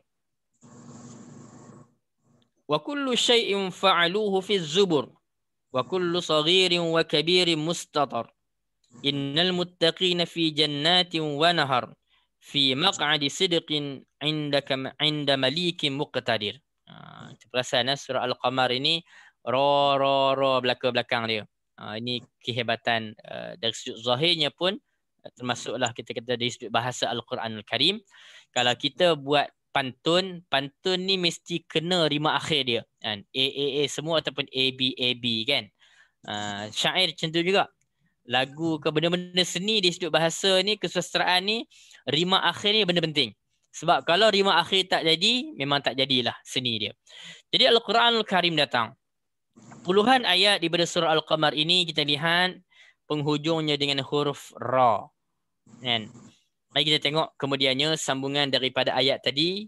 Allah Subhanahu wa taala berfirman, sesungguhnya orang yang berdosa berada dalam kesesatan dunia dan akan berada dalam neraka, yakni di akhirat. Pada hari mereka diseret ke neraka dengan tertiarap atas muka mereka. Dikatakan pada mereka, rasakanlah sentuhan api neraka. Sesungguhnya kami, kata Allah, ciptakan segala sesuatu menurut qadarnya, menurut ukuran qadarnya. Dan perintah kami hanyalah dengan suatu perkataan bagaikan kerlipan mata. Sesungguhnya telah kami binasakan orang yang serupa dengan kamu kekafirannya. Maka adakah orang yang mahu mengambil pengajaran? Dan sesungguhnya sesuatu yang telah mereka lakukan tercatat dalam buku-buku catatan. Dan segala sesuatu yang kecil mahupun yang besar semuanya tertulis. Sesungguhnya orang yang bertakwa berada di taman-taman dan sungai-sungai, di tempat yang disenangi di sisi Tuhan yang Maha Kuasa. Okey. Dalam ayat-ayat yang kita bacakan ini 47 hingga 55 ini, ada yang mesejnya bersifat reinforcement negatif, ada yang reinforcement positif. Ada yang mana kita lihat peneguhan negatif, iaitu dengan ancaman-ancaman. Dan kemudiannya ada yang bersifat berita-berita baik. Inilah keseimbangan dalam Al-Quran, dia akan ada dua, diseimbangkan. Ada ancaman, ada khabar gembira, dan begitulah sebaliknya. Okey. Allah Ta'ala bagi tahu kepada kita tentang bagaimana keadaan orang-orang yang berdosa. Iaitu disebut bahawa mereka sentiasa sesat. menyimpang daripada kebenaran menuju kegilaan disebabkan oleh keraguan dan juga kekacauan cara fikiran mereka. Yang demikian itu mencakupi setiap orang yang memiliki sifat demikian. Sama ada orang itu orang yang kafir ataupun orang itu namanya Muslim tetapi ingkar, bebal. Jadi orang-orang ini akan ada sifat-sifat yang demikian. Kemudiannya Allah Ta'ala sebut pada ayat yang ke 48 tadi, pada hari mereka diseret ke neraka atas muka mereka. Jadi ini yang berlaku antara azab yang Allah Ta'ala cerita diseret. Hari ini kita baca cerita yang mengerikan, berita kan, kalau orang aksiden diseret. Diseret trailer kan, terseret kadang-kadang pecah kepala, seret muka. Dalam Quran Allah Ta'ala cerita bagaimana ahli-ahli neraka suatu hari nanti akan diseret muka mereka. Masya Allah, diseret atas muka mereka di neraka nanti. Kemudian api neraka pun akan menjadi harta pusaka bagi mereka. Nah, sebagaimana mereka dulu berada dalam kesesatan, maka dalam neraka itu mereka akan diseret pada wajah mereka sehingga mereka tak tahu ke mana mereka akan dibawa. Dan dikatakan pada mereka sebagai bentuk penghinaan, zuqu massa saqar. Rasakanlah sentuhan api neraka. Ini suatu perkataan penghinaan sebenarnya. Dan kemudiannya Allah Ta'ala sebut, Allah Ta'ala buat satu benda itu ada qadarnya, ada takdirnya, ada ukurannya. Sebagaimana Allah Ta'ala sebut dalam surah Al-Furqan ayat yang kedua, wa khalaqa kulla syai'in faqaddarahu taqdira. Dan dia menciptakan segala sesuatu dan dia menetapkan ukuran-ukurannya dengan serapi-rapinya. Okey. Ini perbahasan ulama juga berkaitan dengan takdir. Benda apa yang dibuat, kadang-kadang kehidupan kita ini kita berhadapan dengan sesuatu yang kita plan lain jadi lain. Maka setelah berlaku satu perkara itu, kita kena yakin apa? Segala-galanya ditentukan oleh Allah Subhanahu Wa Taala, mesti ada hikmahnya. Orang beriman ni bila dia berhadapan dengan sesuatu yang telah menjadi ketetapan Allah, walaupun benda tu mungkin logiknya dia tak suka, tapi dia yakin apa? Allah lebih tahu, mesti benda ni lebih baik daripada apa yang dia fikirkan. Kan? Wa asa an takrahu syai'an wa huwa khairul lakum wa asa an tuhibbu syai'an wa huwa syarrul lakum. Ada benda yang kita tak suka, tapi di sisi Allah ia baik. Dan begitulah sebaliknya. Ada benda yang kita suka, tapi di sisi Allah, Allah Ta'ala tahu benda itu tidak baik. Sebab itu orang beriman, dalam konteks beriman pada qada dan qadar Allah, maka dia kena yakin setiap apa yang Allah Ta'ala buat, ianya lebih baik daripada apa yang dia fikirkan. Oleh kerana itu, para ulama sunnah menjadikan ayat yang mulia ini sebagai dalil untuk menetapkan takdir Allah Ta'ala bagi suatu makhluk sebelum makhluk itu diciptakan. Dan itu merupakan ilmu Allah terhadap segala sesuatu sebelum adanya dan pencatatan ketentuan masing-masing makhluk sebelum semuanya tercipta. Jadi takdir-takdir ini Allah Ta'ala buat ni bukan sambil-sambil kita sedang hidup. Tak, Allah Ta'ala buat ni sebelum kita diciptakan. Kan? Dan para ulama membantah fahaman qadariyah yang muncul di penghujung masa sahabat dengan ayat ini dan nas lain yang senada. Sebab bagi orang qadariyah, mereka menganggap segala-galanya ketentuannya di atas manusia sendiri. Dilihat kepada manusia. Kekuasaan mutlak terletak pada manusia. Kan? Tetapi tidak bagi kita, tidak kita bagaimana fahaman qadariyah tadi, kita meyakini takdir Allah Ta'ala ini telah Allah Ta'ala catat, telah Allah Ta'ala buat sebelum kita diciptakan. Sebagaimana selari dengan ayat-ayat Al-Quran dan juga hadis. Maksud ayat tadi juga menjadi hujah dan juga dalil bagi ulama sunnah, ahli sunnah wal jamaah dalam bab berkaitan dengan qada dan qadar Allah ini. Kemudian, Imam Ahmad meriwayatkan daripada Abu Hurairah, dia cerita, telah datang orang-orang musyrik Quraisy kepada Nabi SAW untuk berdebat tentang takdir. Mereka nak berdebat dengan Nabi SAW tentang takdir. Maka turunlah ayat tadi, yauma yushabuna fin nari ala wujuhihim dhuqu massa saqar inna kulla syai'in khalaqnahu biqadar. Turunnya ayat yang kita baca tadi. Pada hari mereka diseret ke neraka atas muka mereka, dikatakan pada mereka, rasakanlah sentuhan api neraka, sesungguhnya kami menciptakan segala sesuatu menurut qadar ataupun ukuran. Demikian juga hadis ini diriwayatkan oleh Muslim. Okey.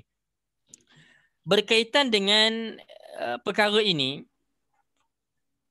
juga ada hadis yang membahaskan tentang ayat-ayat tadi. Contohnya dalam sebuah hadis Imam Ahmad. Hadis ini daripada Abdullah bin Umar radhiyallahu anhu, dia cerita, aku pernah mendengar Rasulullah sallallahu alaihi wasallam bersabda. Jadi diceritakan bahawa bagaimana Nabi sallallahu alaihi wasallam pernah bersabda, sayakunu fi hadhihi al-ummati maskhun ala dhalika fil mukadzibina bil qadar wazandiqiyah. Okey, wazindiqiyah, zindiq, minta maaf, zindiq. Akan ada pada umat ini maskhun, yakni wajah yang dirubah menjadi wajah binatang. Ketahuilah yang demikian itu terjadi pada orang-orang yang mendustakan takdir dan orang-orang yang zindik. Jadi kita janganlah sekali-kali berani mendustakan takdir Allah. Dalam sebuah hadis yang lain, ini hadis yang begitu masyhur juga. Hadis riwayat Muslim disebut bahawa ista'in billah wala ta'jiz fa in asabaka amrun faqul qaddarullah wa ma syaa fa'al wala taqul law anni fa'altu lakana kadza fa inna law taftahu amal syaitan. Jadi Nabi SAW pernah sebut, mohonkanlah pertolongan Allah dan jangan engkau rasa lemah. Kan? Jika engkau ditimpa sesuatu, maka katakanlah Allah telah mentakdirkan apa yang dia kehendaki akan dia kerjakan. Dan janganlah engkau katakan, andai saja aku berbuat seperti ini, nescaya akan seperti ini. Kerana kata lau, andai, kalau tadi akan membuka perbuatan syaitan. Jadi kita ni, ibu ayah sekalian, kalaulah ditimpa satu musibah pun, kita berdoalah, minta pada Allah. Kan? Kembalikanlah pada Allah. Jangan sekali-kali kita duk kata, kalaulah aku buat ini mesti tak jadi macam ni. Sebab apa? Ia akan menjadi ruang kepada syaitan.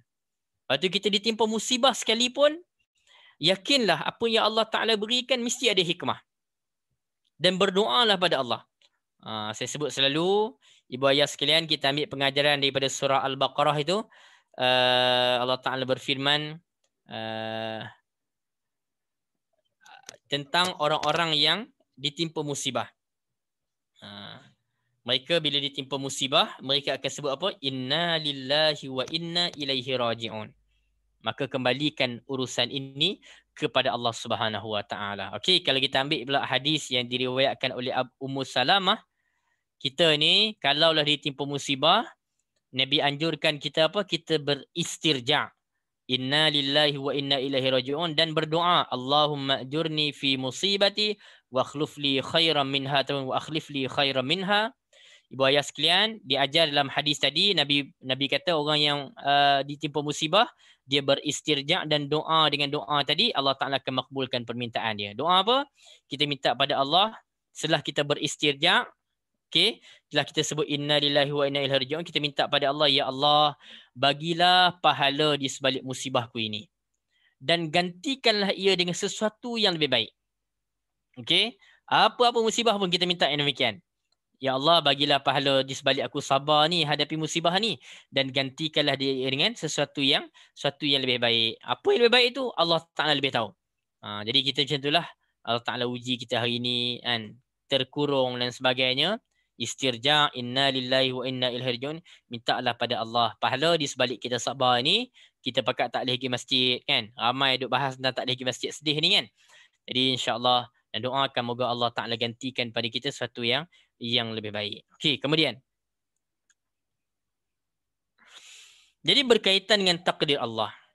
Jadi bila takdir Allah, dia akan luar daripada logik akal manusia. Dia akan balik kepada kekuasaan Allah. Dalam sebuah hadis yang lain, hadis yang diriwayatkan oleh Abdullah bin Abbas radhiyallahu anhuma, hadis riwayat Tirmizi dan juga Imam Ahmad, disebut bahawa wa'lam anna al-ummata law ijtama'u 'ala an yanfa'uka bi syai'in lam yaktubhu Allah laka lam yanfa'uka Walau ijtama'u ala an yadurruka bi syai'in lam yaktubhu Allahu 'alaika lam yadurruka jaffatil aqlam wa tiyatis suhuf. Okey. Ketahuilah, kalaulah sesuatu umat berkumpul untuk bagi suatu manfaat pada kamu yang tidak ditakdirkan Allah pada kamu, nescaya mereka tidak akan dapat bagi manfaat pada kamu. Dan jika mereka berkumpul untuk mencelakakan kamu, bagi mudarat pada kamu dengan sesuatu yang belum ditakdirkan Allah bagi kamu, nescaya mereka tidak akan dapat mencelakakan, mudaratkan kamu. Pena telah mengering dan lembaran-lembaran pun telah dilipat. Okey. Jadi poinnya kita pegang pada hadis ini, kadang-kadang kita ni diuji dengan takut. Kan? Takut ni macam-macam lah. Contohnya hari itu, bila duk konflik di antara Palestin dengan Israel, keluar berita Malaysia termasuk negara yang disenaraikan akan diserang oleh Israel. Serang bentuk macam mana tu subjektif lah. Jadi ramai pakat risau. Ramai pakat takut, pakat risau. Jadi kita balik kepada benda yang disebut oleh hadis Nabi tadi. Kalaulah seluruh umat bergabung nak bagi manfaat pada kita, tapi Allah Ta'ala kata tidak, tak akan dapat juga. Dan begitulah sebaliknya. Kalau seluruh umat, bukan kata Israel, seluruh umat merancang nak binasakan kita, tapi kalau Allah Ta'ala kata tidak, maka ianya tidak akan berlaku. Kalau tidak ditakdirkan oleh Allah, maka ianya tidak akan berlaku.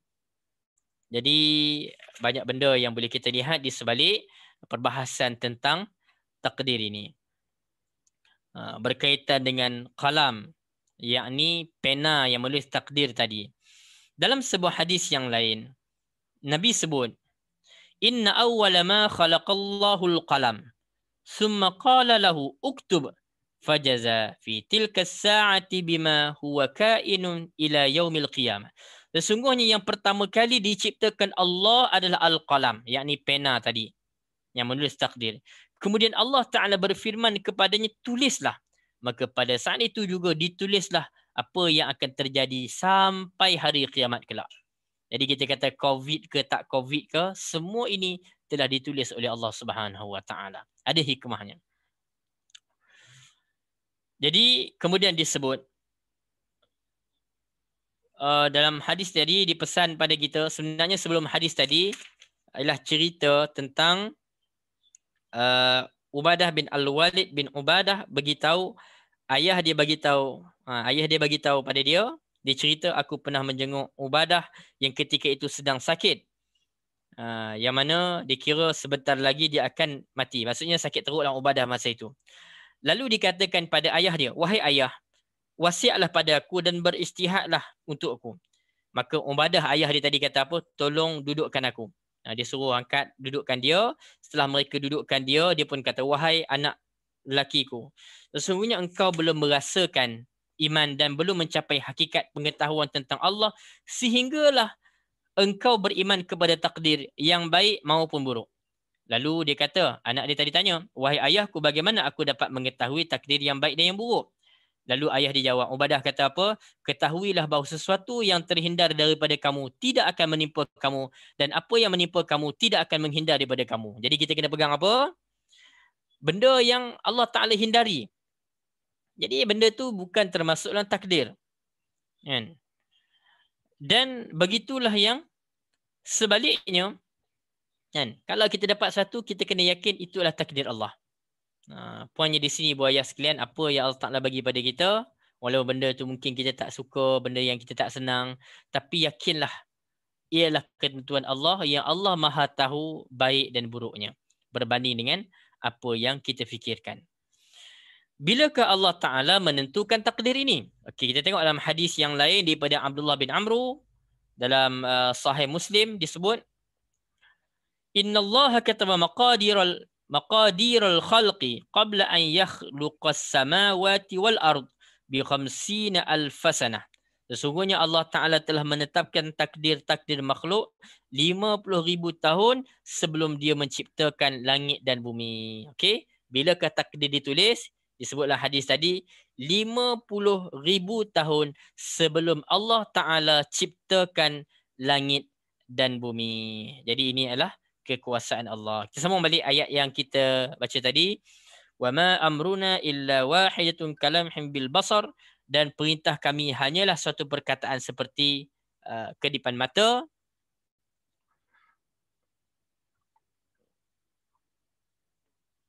Okey. Jadi nak ceritanya kekuasaan Allah, Allah Ta'ala ni punyalah berkuasa sehingga kan Allah Ta'ala boleh je nak buat satu tu.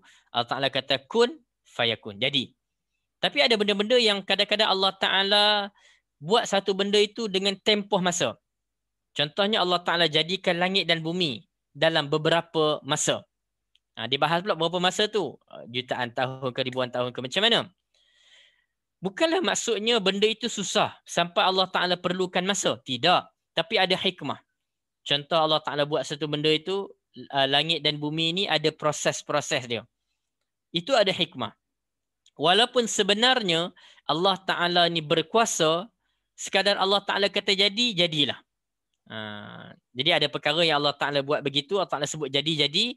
Ada benda yang Allah Ta'ala buat itu ada qadar tempoh masanya.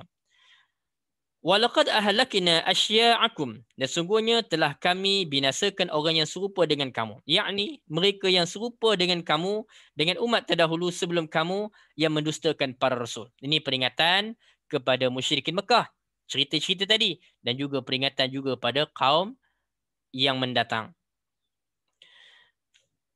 Fahal min muddakir, maka adakah orang yang mahu mengambil pengajaran? Maksudnya adakah orang yang mahu mengambil pengajaran daripada penghinaan yang telah Allah Ta'ala timpakan pada kaum-kaum terdahulu. Wa kullu syai'in fa'alu fi zubur, dan segala sesuatu yang telah mereka perbuat tercatat dalam buku-buku catatan. Maksudnya apa yang kita buat tak akan terlepas daripada catatan para malaikat. Kita ni kalau kat pejabat, kita nak juga diberi penilaian yang baik. Dulu-dulu kan kita nak juga diberi penilaian yang baik oleh bos kita. Sebab apa?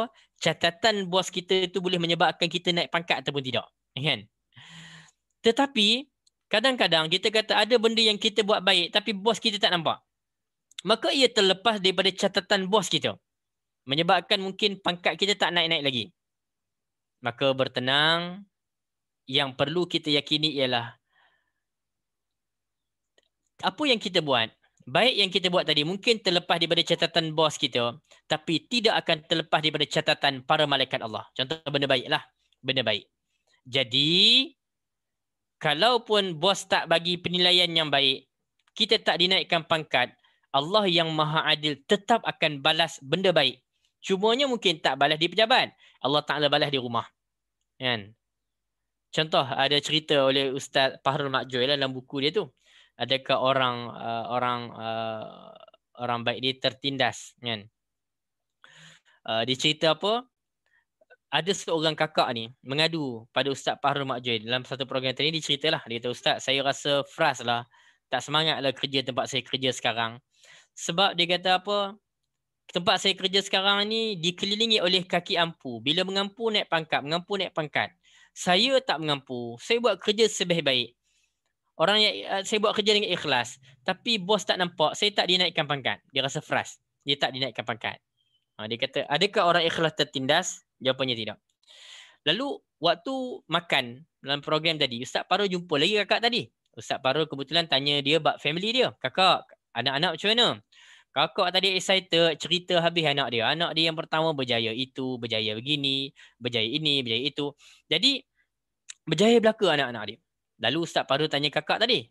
Kakak, kalaulah diberi pilihan pada kakak, kakak dapat dinaikkan pangkat di pejabat dengan satu lagi diberikan anak-anak yang berjaya. Mana kakak nak pilih? Dia kata, Ustaz, naluri seorang ibu mesti saya nak orang kata anak-anak yang berjaya. Lalu kakak, sebenarnya kakak, Ustaz Fahrul kata, keikhlasan kakak bekerja di pejabat tadi, walaupun mungkin bos tak nilai, kakak tak dinaikkan pangkat, tetapi Allah dah menilai, Allah Ta'ala dah balas. Tapi tak balas di pejabat, Allah Ta'ala balas di rumah. Kakak dapat anak-anak yang berjaya. Jadi kita pun macam itulah. Kita ni kadang-kadang dengan catatan manusia, kita mungkin terlepas sebab manusia ni terbatas pengetahuan dia. Jadi kadang-kadang kita rasa lemah. Manusia tak nampak kita buat baik. Tetapi kita yakin apa? Malaikat tak pernah terlepas mencatat kebaikan yang kita buat. Ini dari sudut motivasi buat benda baik. Begitulah sebaliknya, kita ni ada orang yang mungkin buat salah selalu terlepas. Buat salah selalu terlepas. Kita rasa lega terlepas. Kan? Jadi kita kata apa? Orang kata kita rasa macam selesa. Tapi kita kena ingat, kita tak akan terlepas daripada catatan para malaikat. Kan? Hari ni ramai yang sedih. Langgar SOP kena tulis. Tulis compound kan. Kan? Kita langgar SOP cuma tak kena tulis compound. Kita rasa lega. Kita kata apa? Sebab tu kita ni kena amanah dengan diri kita. Mungkinlah orang yang catat compound tu tak tulis. Polis tak tulis compound. Tapi yang kita buat salah ni, malaikat tahu. Jadi janganlah buat benda-benda yang mungkin takut-takut. Benda yang kita buat tu menyusahkan orang lain. Ini yang kita risau. Sengaja buat benda yang boleh mendatangkan mudarat pada kita dan juga orang lain. Jadi kita kata apa? Yes, mungkin kita tak kena tulis compound. Tapi benda yang, kalau benda tu boleh datangkan benda yang tak elok, kita menjadi punca, malaikat akan catat. Sebab malaikat ni akan catat sama ada saghirin wa kabir. Wa kullu saghirin wa kabir. Dan segala urusan yang kecil maupun yang besar daripada amal, semuanya tak terlepas daripada tulisan catatan para malaikat Allah. Kan? Mustatar tadi adalah ia akan tertulis. Jadi kita ni bila sebut tak terlepas daripada catatan malaikat, maka ia termasuklah dosa kecil ataupun dosa besar. Dan selalu sangat kita berhati-hati dengan dosa besar, tapi kita tidak berhati-hati dengan dosa kecil. Kalau kita buat survey dalam Zoom ni, siapa orang yang pernah siapa yang pernah kita kata bunuh orang? Saya rasa tak pernah ni, kan? Haji Zahari, Haji Musa ni muka tak pernah bunuh orang, kan? Siapa yang pernah main judi? Kita kata ish, tak ada kot geng-geng main judi. Berzina lagi jauh. Minum arak tidak sekali-kali, insya-Allah, kan? Jadi kita tak pernah terlibat dosa besar. Cumanya kadang-kadang kita kurang berhati-hati dengan dosa kecil. Yang akhirnya dosa kecil tadi membinasakan. Perumpamaan hari tu yang saya pernah bawa, ada seorang ustaz dia pernah bawa, dia kata apa? Perumpamaannya, kita sangat berhati-hati dengan benda binatang yang besar-besar. Tapi kita tak berhati-hati dengan binatang kecil. Kadang-kadang binatang kecil tadi pun membinasakan kita. Contoh, rimau. Kita ni tak pergi cari rimau. Kan? Hatta kalau naik motor dengan cucu kan, balik kampung, cucu sebut, atuk, kat hutan ni ada rimau ke? Kita marah. Jangan sebut. Satgi dia keluar betul. Kita ni punya berhati-hati dengan rimau, sebut pun tak bagi. Jangan sebut dekat hutan ni, satgi dia keluar. Sebut tak bagi. Kita sangat berhati-hati. Tapi kita tak berhati-hati dengan binatang kecil yang akhirnya binasakan kita. Contohnya apa? Nyamuk. Kan? Nyamuk. Last sekali nyamuk Aedes. Kan? Rupanya nyamuk Aedes ni lagi bahaya pada rimau tadi. Cuba tengok statistik kes kematian di Malaysia, orang yang mati di baham harimau, dengan statistik kematian di Malaysia ini, orang yang mati sebab nyamuk. Denggi tadi. Rupanya denggi lagi tinggi. Sebab apa? Perumpamaan je tadi, minta maaf lah, takut ada yang mungkin ada sejarah family yang mungkin meninggal sebab denggi ke apa. Tak, kita nak buat contoh je tadi. Di antara nyamuk dengan rimau, walaupun kita tahu rimau ni ganas, membunuh, tapi kita berhati-hati dengan rimau. Tapi kita kurang berhati-hati dengan nyamuk. Begitu juga dengan dosa, kita berhati-hati dengan dosa besar, kurang berhati-hati dengan dosa kecil. Dalam sebuah hadis, Nabi kata, Ya Aisyah, iyaki wa muhaqqaratiz dzunub fa innalaha minallahi taliba. Wahai Aisyah, jauhilah oleh kamu dosa-dosa kecil, kerana ia pun akan mendapat tuntutan daripada Allah Subhanahu wa taala. Dalam sebuah riwayat diceritakan, saya nak habiskan sikit lagi, ada sebuah cerita. Terjemahan Sa'id bin Muslim daripada Sa'id lain. Kemudian Sa'id berkata, dan aku telah memberitahu hadis itu kepada Amir bin Hisham, maka ia berkata padaku, celaka engkau wahai Sa'id bin Muslim, kerana sesungguhnya Sulaiman bin Al-Mughirah telah memberitahukan bahawa ia pernah mengerjakan suatu perbuatan dosa, lalu dia meremehkannya. Kemudian dia didatangi seseorang dalam tidurnya dan berkata padanya, di mimpi, wahai Sulaiman, jangan engkau meremehkan dosa-dosa kecil, kerana yang kecil itu akan menjadi besar.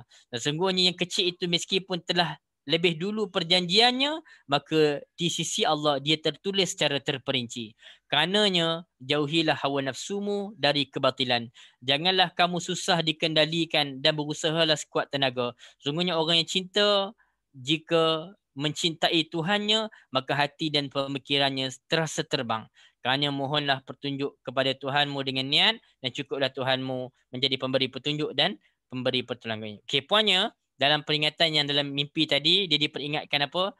Jangan remehkan dosa-dosa kecil kerana dosa-dosa kecil tadi akan jadi besar.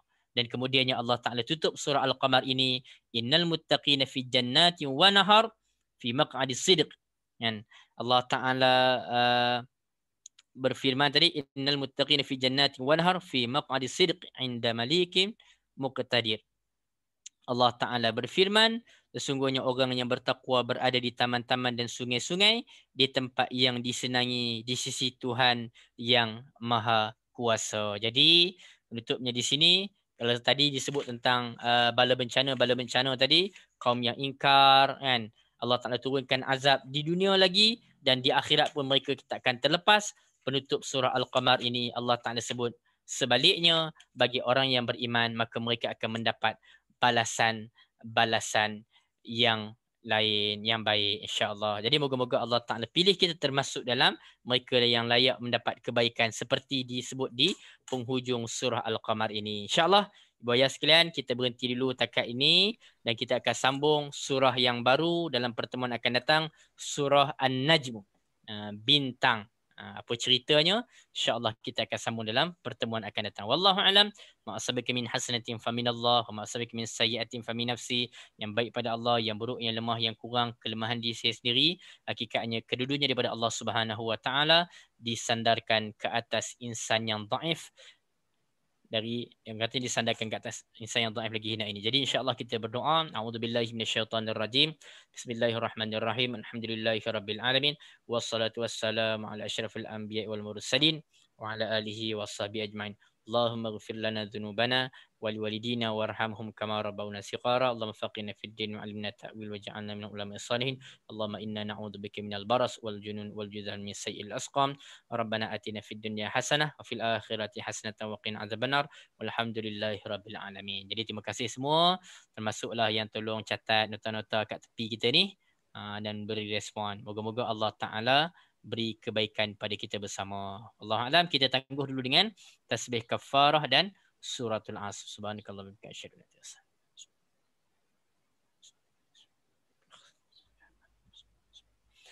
Okay, wassalamualaikum warahmatullahi wabarakatuh. InsyaAllah jumpa lagi. Waalaikumsalam warahmatullahi wabarakatuh. Terima kasih Ustaz. Sama, jumpa lagi insyaAllah. Okay. Terima kasih Ustaz. Sama-sama. Tahniah siapa yang dah habis puasa 6. Yang belum habis ada 2-3 hari lagi. Sempat lagi kejar insya-Allah. Okey, insya-Allah. Terima kasih Ustaz. Masya-Allah, jumpa lagi. Tak jauh dekat Madinah ke tu? Ya? Dekat Madinah ke? Jauh Ustaz. Oh, kat Madinah. Kat Madinah Masjid Nabawi. Tapi suara clear lah. Okey, alhamdulillah. Insya-Allah kita jumpa lagi. Okey, terima kasih Ustaz. Ma.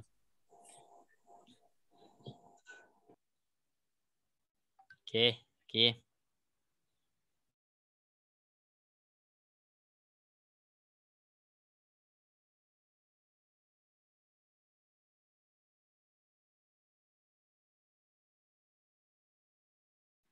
Terima kasih Ustaz. Assalamualaikum. Terima kasih Ustaz. Assalamualaikum.